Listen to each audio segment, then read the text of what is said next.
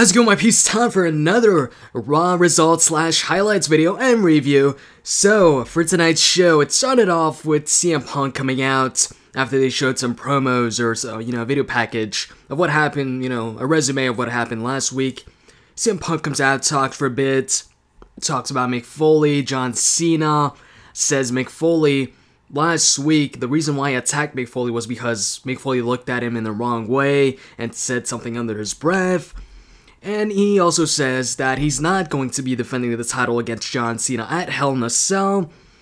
Eventually, they get to talking about Paul Heyman, proposing to AJ last week, and she never said no. And then Dolph Ziggler comes out, Vicky comes out, the tag team champions come out eventually. They all come out, complain about AJ and how she shouldn't be GM, and that Heyman and Vicky should both be GM like co-GMs. And actually, when Kane came out, he was agreeing with everybody, but he's like, you guys forgot one thing. AJ's a phenomenal kisser. But anyways, at the end of the segment, she ends up booking a tag team match between Dolph Ziggler teaming up with CM Punk to face the tag team champions, Kane and Daniel Bryan, the team of Hell No. And then they, promote a debate between Big Show and Sheamus.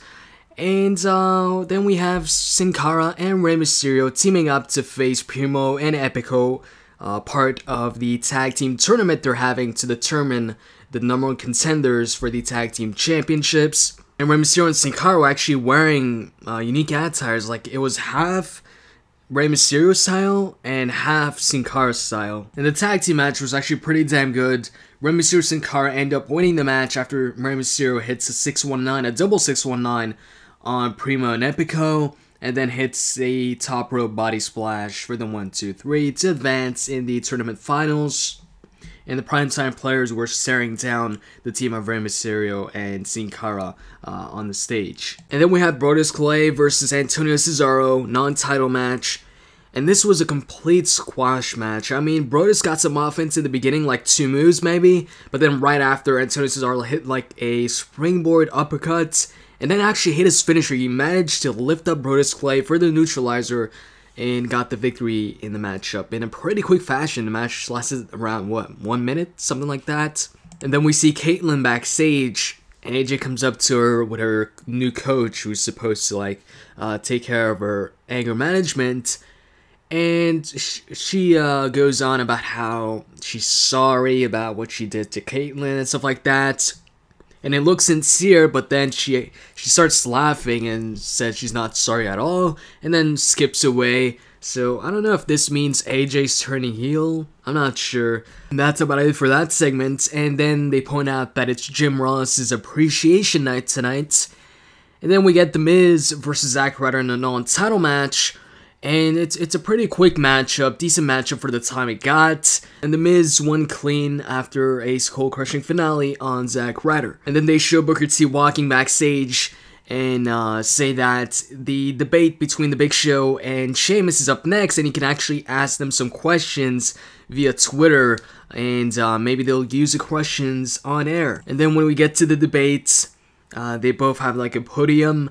And, they get asked a couple of fan questions, so they go back and forth answering those, some pretty simple questions, like, hey, what's the most devastating move, the WMD or the brogue kick?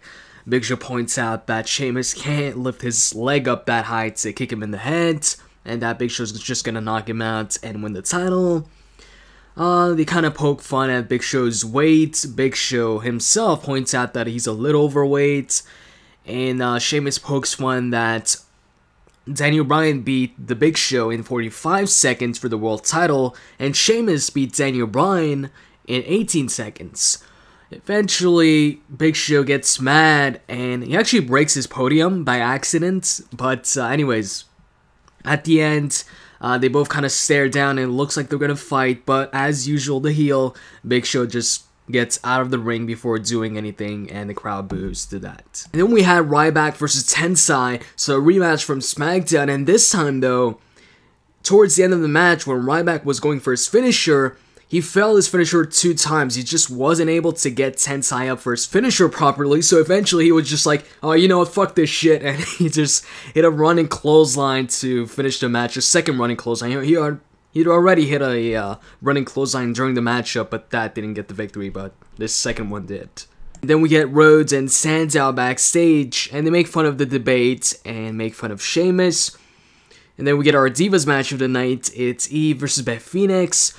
Towards the end, Eve acts like something's wrong with her eye, and then capitalizes and hits the neckbreaker finisher on Beth Phoenix for the victory. And afterwards, we get AJ backstage with her coach again. This time, she runs into Wade Barrett. Wade Barrett runs her down, bashes her, says she's doing a horrible job, and he's mad that she hasn't put him in the match tonight. And then he just leaves the scene. And then we get Santino Marella versus Heath Slater, who comes out. Well, he's already out, but he's out with Jinder Mahal and Drew McIntyre in his corner. Santino's about to win the match. He hits a Cobra, goes for the cover, but Jinder Mahal and Drew McIntyre attack him for the disqualification. And yeah, they take out Santino. Drew McIntyre hits his finisher on Santino. And then Heath Slater grabs a microphone.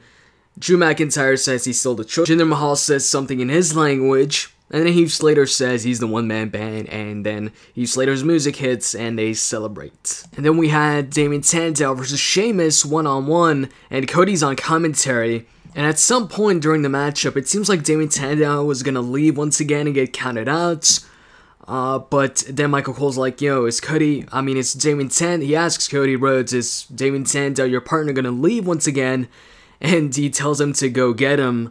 And then we actually go to commercial break, so we kind of know that he's going to get back in the ring once we come back from commercial. And I was right, since when they came back from commercial break, the match continued on. Damien Sandow got back in the ring, and it was a long matchup, but it was a good matchup. Good match between the two guys.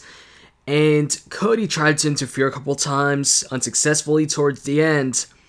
He tried to interfere when Sheamus went outside and put Damien Sandow back in the ring, but then Sheamus, kind of predicted Cody would try and do that, so he pushed Cody off, pushed him towards the announcer's table, and then grabbed him and threw him inside the ring with Damien Sandow, and he went back inside the ring, was going to go for the brogue kick, and both guys were like kind of close to each other, Damien Sandow and Cody both down, and really close, like it seemed like Cody was trying to get Damien Sandow to get up. And once they both got up at the same time, Sheamus won the match with a brogue kick, a double brogue kick, hitting both Damien Sandow and Cody's heads at the same time since their heads were so close to each other. And then he pins Damien Sandow for the 1-2-3. So I guess Damien Sandow is no longer undefeated. And then we got the JR Appreciation Night, or Appreciation segment.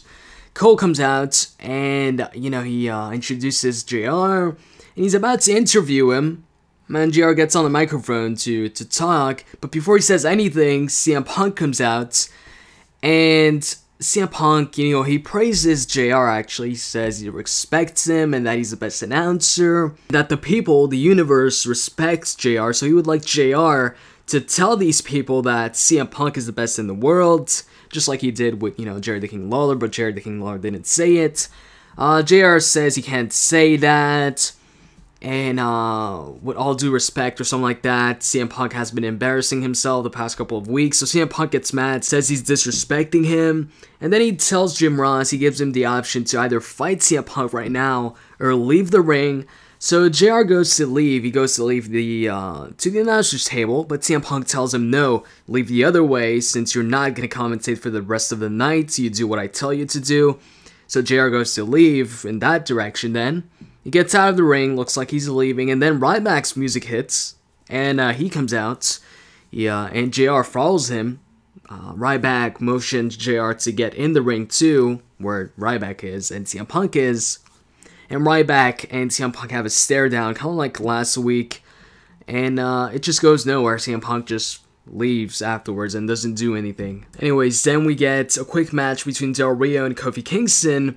And Del Rio wins the match with the cross arm breaker. And then we get a backstage segment with AJ backstage with her anger management coach. And during the segment, it seemed like JR had forgot to put his microphone on mute because you could hear him say, why don't you do the reveal to like Michael Cole or something like that? So I guess, you know, that was a botch. He forgot to put his microphone on muted, then he stopped talking right away. But anyways, as far as the segment goes, she proposed to the coach jokingly to be the special guest referee for the main event tonight because she doesn't want to coach unless he's been a player before. Anyways, then she tells the coach to just leave and she doesn't want him anymore, and she doesn't need a coach. And then we move on to the main event, Daniel Bryan and Kane teaming up to face CM Punk and Dolph Ziggler, and they announce that there's going to be a special guest referee, and the special guest referee ends up being AJ. So she comes out to referee the match, and Kane and Dolph Ziggler start off as the legal guys. It was a pretty good match, and after Heyman kind of complained and got on the apron and was yelling at AJ, she kicks him out, and then Vicky gets on the apron complaining about that, so AJ kicks her out of ringside too, and then Dolph Ziggler notices that, so he grabs his Money in the Bank briefcase and leaves with Vicky, leaving CM Punk alone, kind of payback for what CM Punk did to him a couple weeks back when he left Dolph Ziggler on his own in that tag team match.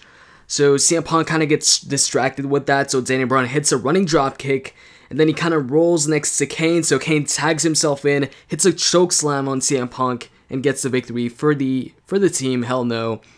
And then Kane grabs both tag team titles, Daniel Bryan grabs one of the tag team titles off Kane, and, you know, they go back and forth saying that they're the tag team champion. And the show ends with that, so the show ends with Team Hell No winning the main event, so yeah. But anyways, as far as what I thought about Raw tonight, you know what? I thought it was a good show. It was a great show tonight. Entertaining show. Good matches. Really, I don't have any real complaints for tonight. Apart from Damien Sandow no longer being undefeated. But that's not really a big deal. And maybe, you know, Punk kind of teasing Austin, but we didn't get Austin, but instead we got Ryback. But that also isn't that big of a deal. You know, I like Ryback, so yeah. And also, we didn't get any John Cena for tonight, so we still don't know who CM Punk is going to face for Hell in a Cell. Is John Cena clear to wrestle at Hell in a Cell? I don't know. But anyways, guys, if you enjoyed this video, you can click that like button. I'd really appreciate it. It really does help me out. That's why I put it out in almost every video. You know, it only takes a second, but it really helps me out. So if you can do that, that'd be great. If you want to show your support, you can click the like button. Anyways, I'm out, guys. See ya.